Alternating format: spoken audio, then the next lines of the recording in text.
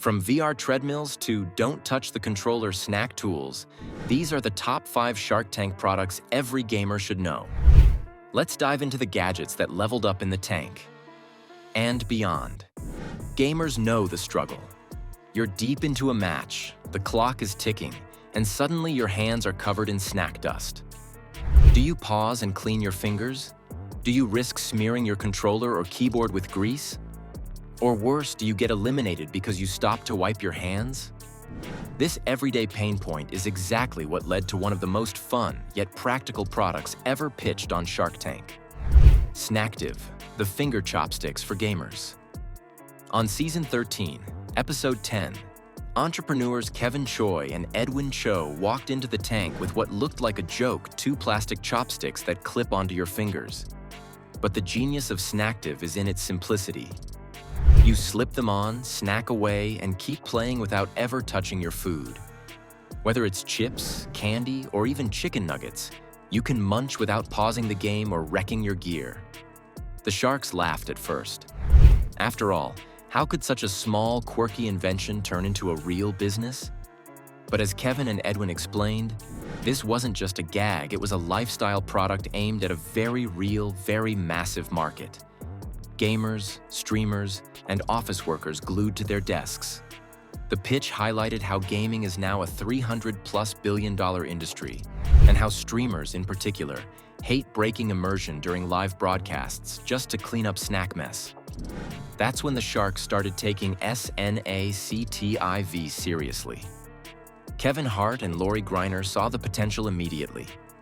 Hart, with his background in entertainment and pop culture, understood how meme-worthy products could go viral. Lori, the queen of QVC, knew she could push this quirky gadget to the masses. The deal was struck at $200,000 for 20% equity, giving Snactiv 2 powerful partners and instant credibility. Post-Shark Tank, the product exploded online. Social media went wild with memes, reaction videos, and unboxing content. Twitch streamers featured Snactiv during live gaming sessions. TikTok users showed off how it made binge snacking cleaner, and office workers joked about using it to keep keyboards pristine during lunch breaks. What started as a funny pitch quickly became a viral success story, proving once again that sometimes the simplest solutions have the broadest appeal. What makes Snactiv especially interesting in the gamer space is how it embodies the intersection of function and culture. Gamers love products that don't just solve a problem but also add personality to their setup. Snactiv became more than a tool, it became a conversation starter, a meme, and a cultural accessory for anyone who identifies as a gamer. Today, Snactiv has gone far beyond its Shark Tank roots. It's sold on Amazon, gaming accessory stores, and even through gaming influencer collabs. The company leaned into the gaming lifestyle identity, and in doing so, built a loyal community around what might seem like the smallest of products. And that's the brilliance here. You don't need a billion-dollar technology breakthrough to win in the gaming space. Sometimes all it takes is identifying a universal gamer frustration and solving it in a way that's clever, affordable, and shareable. Snactiv did exactly that, earning its place as one of Shark Tank's most iconic gaming-related products. If you've ever pulled an all-night gaming session or spent hours editing clips, you know the toll it takes on your eyes. Dryness, headaches, fatigue, it's more than just uncomfortable. It can affect your performance. This is the problem Gunnar Optics set out to solve, and their pitch on Shark Tank cemented them as the pioneers of gaming eyewear. On Season 9, Episode 22, founders of Gunnar introduced their line of specialized eyewear designed to reduce digital eye strain.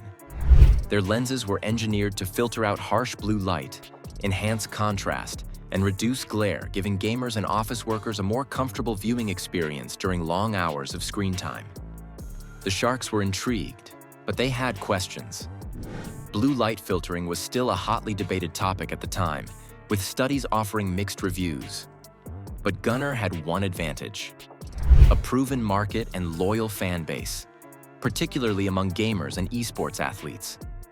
They had already built a recognizable brand before Shark Tank, partnering with big gaming events and streamers. Their pitch wasn't about, does this product have potential? It was about scaling a product that had already carved out a niche. Lori Greiner stepped in with an offer, structuring it as a loan with interest plus equity.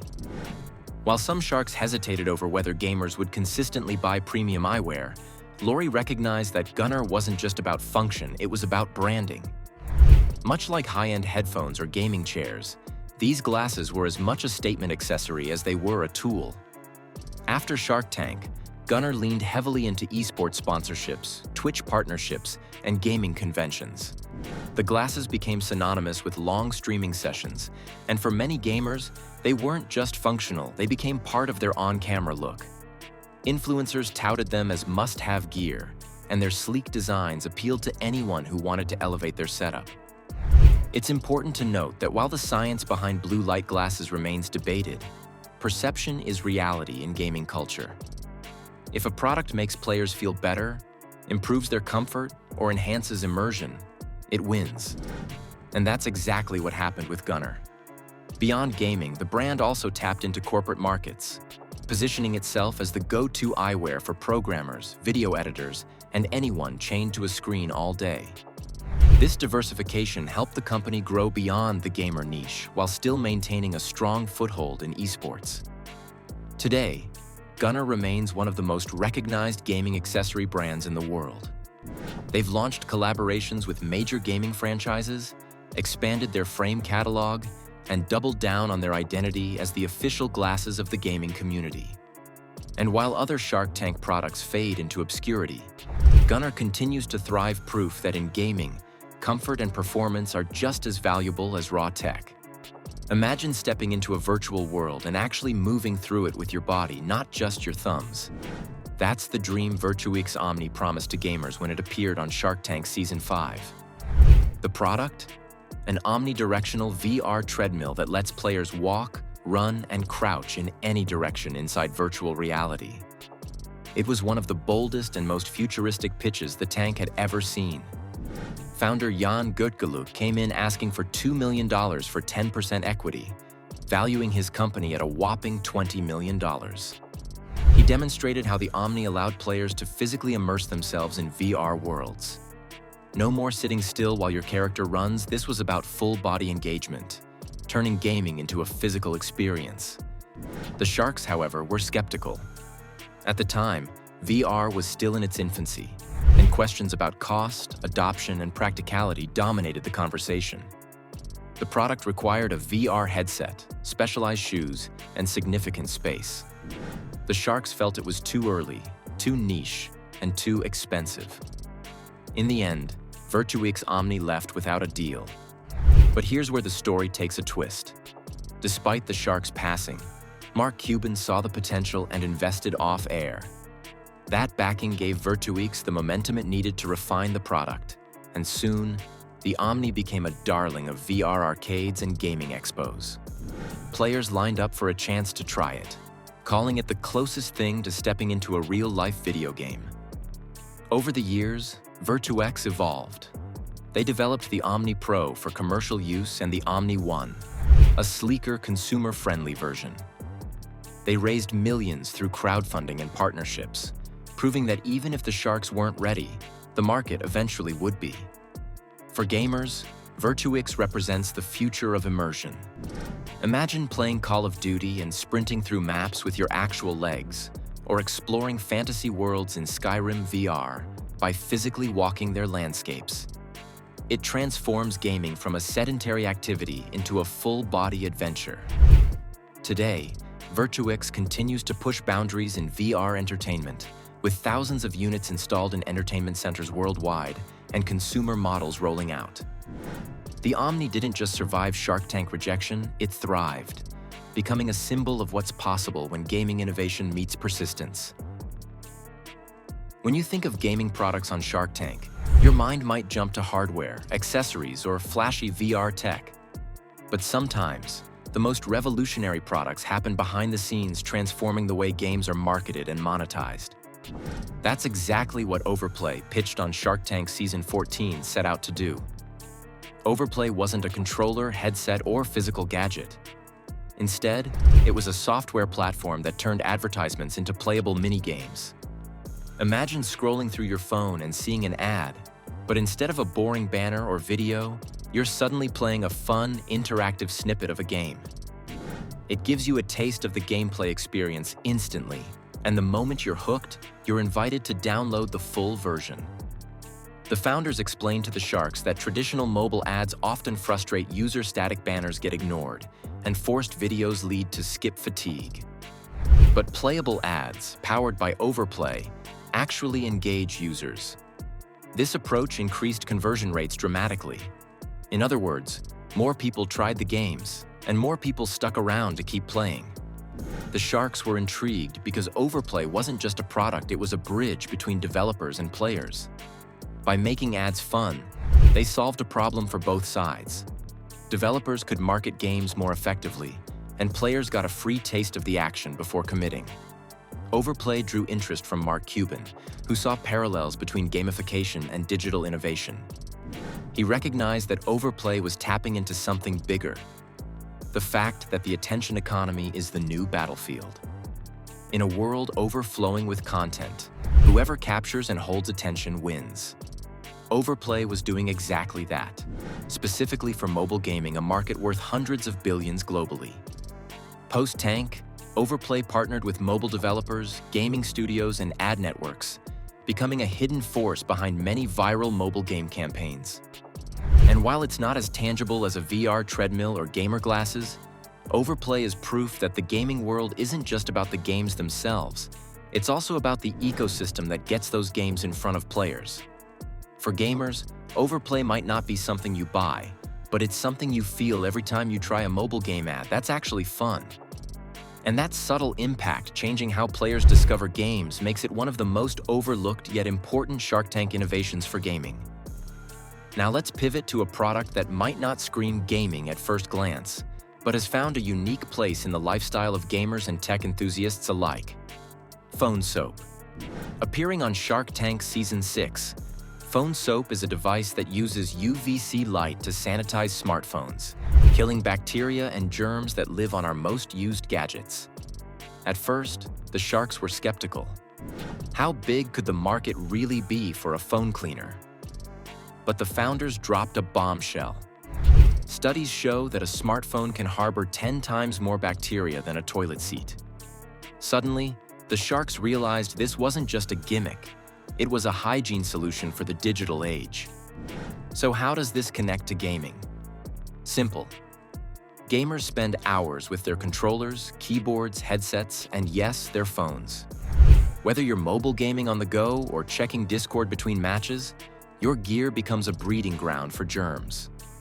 PhoneSoap offered a quick, efficient way to keep devices clean without harsh chemicals or complicated routines. Lori Greiner quickly jumped on board, seeing the product's potential to scale on QVC and beyond.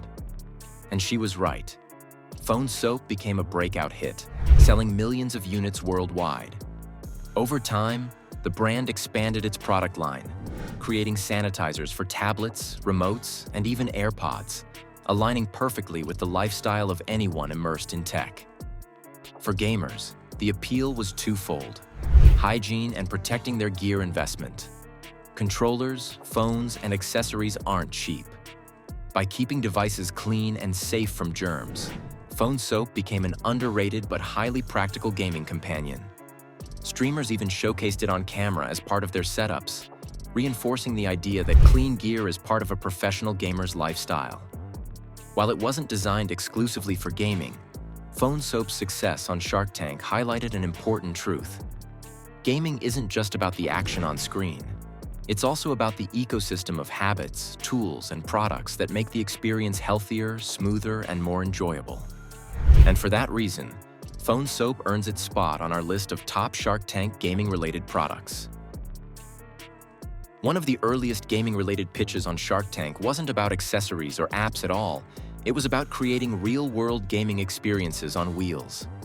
Enter Games 2U, featured in Shark Tank Season 1. The concept was bold. A fleet of trucks equipped with gaming consoles, large screens, VR systems, and even laser tag arenas, all delivered straight to your doorstep.